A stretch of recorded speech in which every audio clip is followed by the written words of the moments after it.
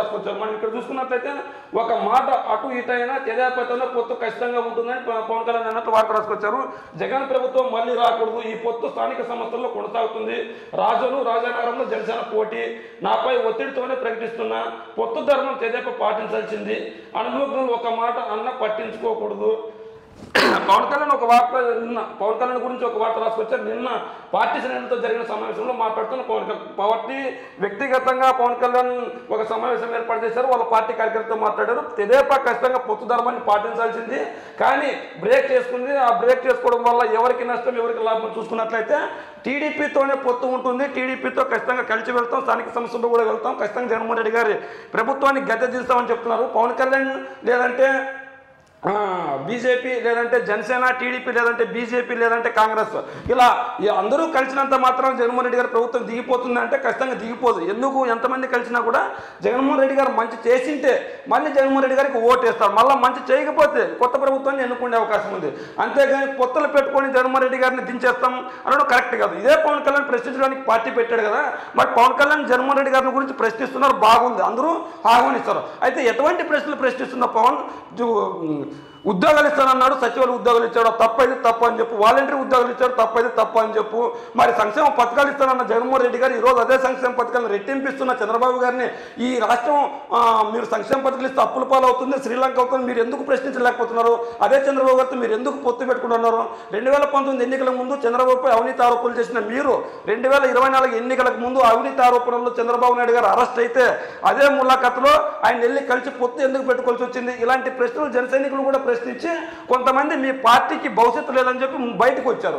ఇదే నేపథ్యంలో వైఎస్ఆర్ కాంగ్రెస్ పార్టీలో ఎవరికైతే టికెట్లు రాలేదో అటువంటి వారిని అందరినీ జాయిన్ చేసుకొని వాళ్ళకి టికెట్లు ఇచ్చి ఏదో లబ్ధి పొందాలని చూస్తున్నారు తప్ప మరి టీడీపీ జనసేన పొత్తు భవిష్యత్తు ఏంటనేది ప్రజలు నిర్ణయిస్తారు. మీరు పొత్తు పెట్టుకున్నంత మాత్రం జగన్మోహన్ రెడ్డి గారిని ఓడించడం ఎవరి వల్ల కాదు. ఎందుకు అంటే జగన్మోహన్ రెడ్డి గారు సంక్షేమ పాలన చేశారు, అభివృద్ధి పాలన చేశారు, పేద ప్రజలకు దగ్గర అయ్యారు, ఏ ఒక్కరికి లంచం ఇవ్వకుండా మంచి పరిపాలన చేశారు. అంతేకాకుండా అభివృద్ధి కూడా పెద్ద ఎత్తున చేశారు, విద్యా వ్యవస్థకు పెద్దపీట వేశారు, ఆరోగ్యశ్రీకి పెద్దపీట వేశారు, కళాశాలలకు పెద్దపీట వేశారు, అదే కాకుండా పరిశ్రమలకు పెద్దపీట వేశారు. ఇలా ఏ ఒక్క రంగాన్ని తీసుకున్నా కూడా పోర్టులకు పెద్దపీట వేశారు.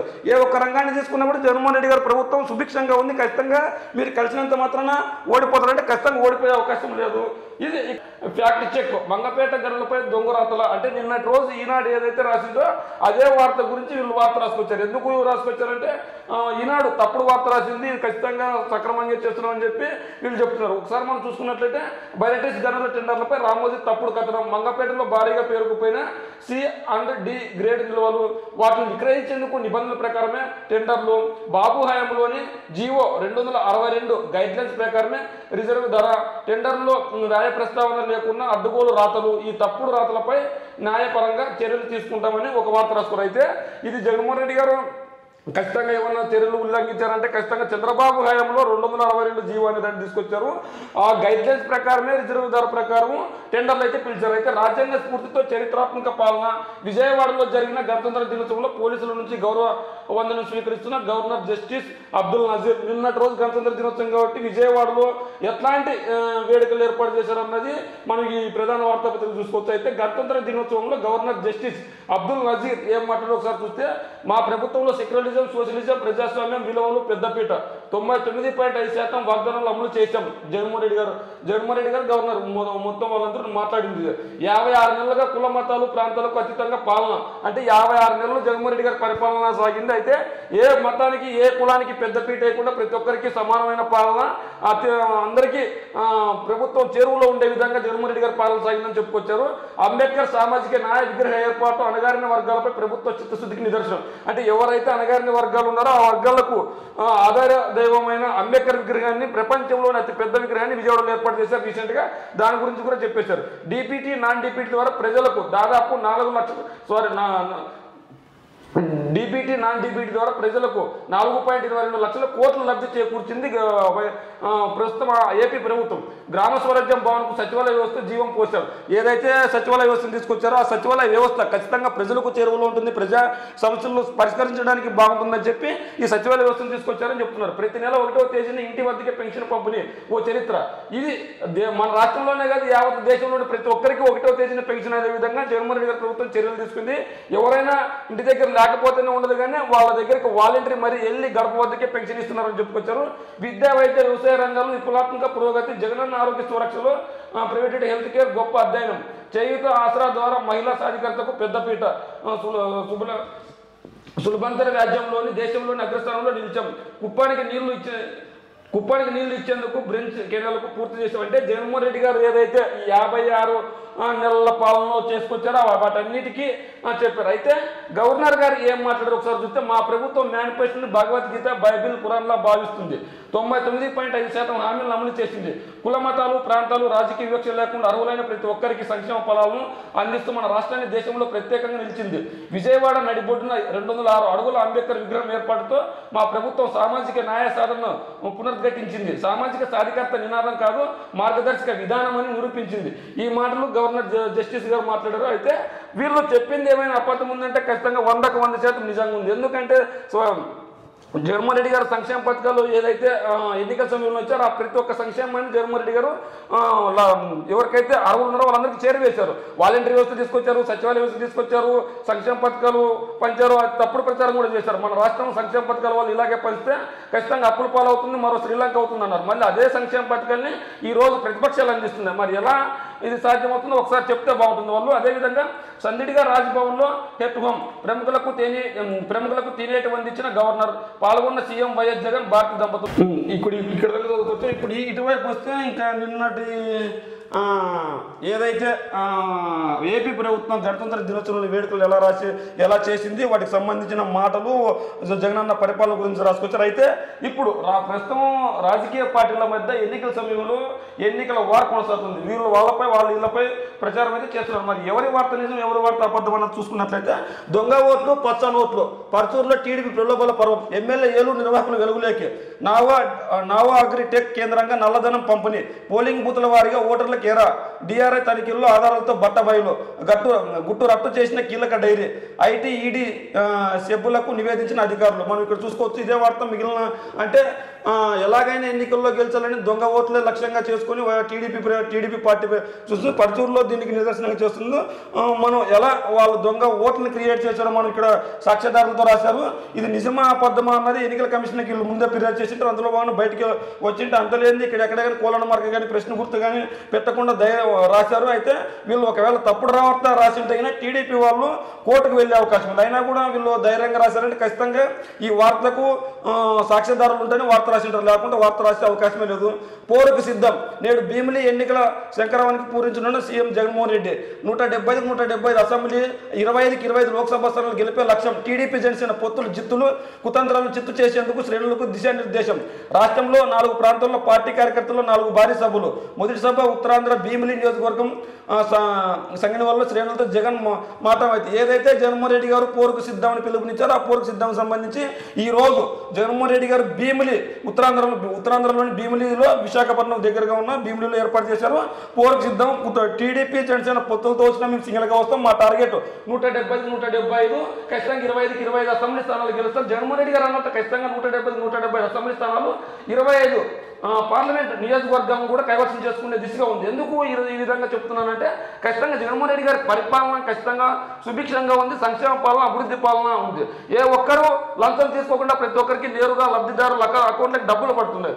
ఈ వాలంటరీ ద్వారా సచివాలయం ద్వారా అప్లై చేసుకుంటారో అప్లై చేసుకున్న ప్రతి ఒక్కరికి అర్హతలు ఉన్న ప్రతి ఒక్కరికి ఈ డబ్బులు వచ్చే అవకాశం ఉంది. ఎవరైతే అర్హులు లేరో వాళ్ళకి అనర్హత ప్రకటించే అవకాశం ఉంది. అయితే ఏ ఒక్కరికి ఖచ్చితంగా జగన్మోహన్ రెడ్డి గారు అన్యాయం చేయలేదు కాబట్టి జగన్మోహన్ రెడ్డి గారు అనుకున్నట్లు సంక్షేమ పథకాలు అందిన ప్రతి ఒక్కరు ఓటేస్తే కనుక ఖచ్చితంగా జగన్మోహన్ రెడ్డి గారు 175 అసెంబ్లీను 25 లోక్సభ స్థానాలను గెలిపే లక్ష్యంగా పెట్టుకున్నారు. ఖచ్చితంగా అది నెరవేర్చే అవకాశం ఉంది. ఎందుకు నెరవేరుస్తారంటే టీడీపీ గత ఎన్నికల్లో ఇచ్చిన హామీలు 600 హామీలు ఇచ్చిన 600 హామీలని ఒక హామీని కూడా నెరవేర్చలేదు. 2014 ఎన్నికల హామీలని 2019లో దిగ్విజయంగా వైసీపీ పార్టీ ప్రజల్లోకి తీసుకెళ్లగలిగింది కాబట్టి ఆ రోజు 151 స్థానాలు ఇచ్చింది. ఇదే అంశాన్ని మళ్ళా వైఎస్ఆర్సీపీ కావచ్చు, లేదంటే వైసీపీ ప్రభుత్వం కావచ్చు, వైసీపీలో ఉన్న నాయకులు కావచ్చు, కార్యకర్తలు కావచ్చు, పెద్ద ఎత్తున ప్రచారం చేస్తారు. 600 హామీల సంగతి ఏంటి, నాకు మంచి జరుగుతున్న ఓటేనంటున్నా మీరు ఎందుకు అనలేకపోతున్నారని కూడా ప్రచారం చేసే అవకాశం ఉంది.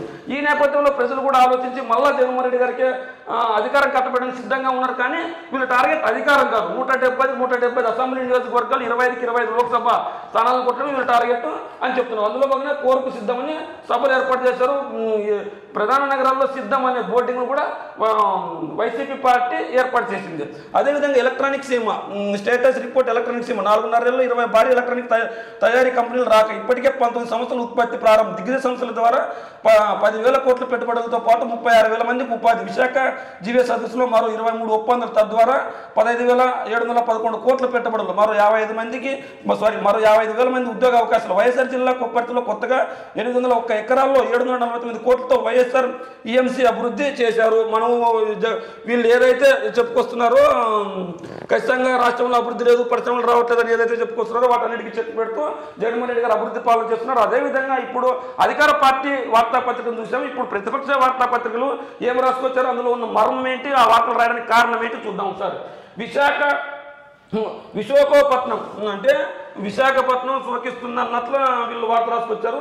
పరిశ్రమల్ని పెట్టుబడుల్ని వెళ్ళగొట్టారు, ఐటీ రంగాన్ని కుదించారు, పర్యాటకాన్ని కుళ్ళబొడిచారు, మెట్రో ప్రాజెక్టులను అటకెక్కించారు. ఇప్పుడు ఇక్కడికి వచ్చి ఏం ఉద్ధరిస్తారు జగన్ అని రాసుకొచ్చారు. అయితే ఇక్కడికి వచ్చి జగన్మోహన్ రెడ్డి గారు ఏం ముద్రిస్తారో ఏం ముద్రిరో ఒకసారి అక్కడ రాజధాని చేసిన తర్వాత పేద ప్రజలకు, అంటే ఒక్క ప్రాంతంలోనే రాజధాని ఉంటే బాగుంటుంది, 3 ప్రాంతాల్లో రాజధాని ఉంటే బాగుంటుందని జగన్మోహన్ రెడ్డి గారు ఉత్తరాంధ్రలో విశాఖపట్నం ఆల్రెడీ డెవలప్మెంట్ చెందిన సిటీ కావచ్చు, అక్కడ అక్కడ నిధులు తక్కువ ఖర్చు చేసినా కూడా పెద్ద అభివృద్ధి జరుగుతుంది కాబట్టి అక్కడ రాజధాని తీసుకొచ్చారు. వీళ్ళు ఎంతసేపు చూసినా విశాఖపట్నం రాజధాని తీసుకెళ్తే కనుక వీళ్ళకి సంబంధించిన అమరావతి భూములు ధరలు పెరిగే అవకాశం లేదు కాబట్టి ఏదో ఒక వార్త రాసి విశాఖ ప్రాంత ప్రజలను కావచ్చు, ఉత్తరాంధ్ర ప్రజలను కావచ్చు, ఏదో విధంగా భయభ్రాంతులు చేసి లేని వ్యతిరేకతను తీసుకొని రావాలని చెప్పి వీళ్ళు చూస్తున్నారు. ఎవరికైనా ఒక తోట ఉంటుంది, ఆ తోటలో బోర వేస్తే నీళ్ళు పడితే వద్దంటారు ఎవరైనా. కానీ వీళ్ళేమో ఆ ప్రాంతానికి రాజధాని చేస్తాము, అభివృద్ధి చేస్తామంటే ఆ విశాఖ ప్రజలు వద్దంటున్నారు అని చెప్పి లేనిపోని తప్పుడు రాతలను రాస్తున్నారు. వీళ్ళే ఏం చెప్తారు,